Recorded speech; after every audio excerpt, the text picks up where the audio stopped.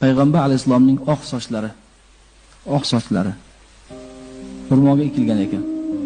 Qora fonni ustiga qo'yib, eshiklarni yopib, derazani yopib, og'zimizni yopib, havo kirmasin deb hamma ehtiyotni qilib, mo'y muborakni qo'yib salovat aytsam, mo'y qimirlayapti.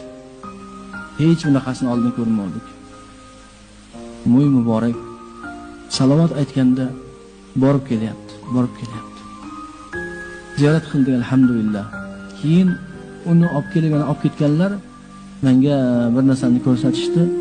O'sha muborak sochni kompyuterga solib, necha ming marotaba kattalashtirib ko'rganlarida sochni mo'yning ichida la ilaha illalloh Muhammad rasululloh yozilib turibdi.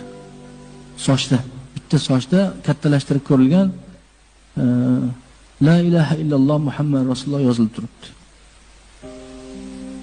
Mim harfini, Muhammadning mimini ichini kattalashtirib ko'rilsa, mim harfi dumaloq bo'ladi.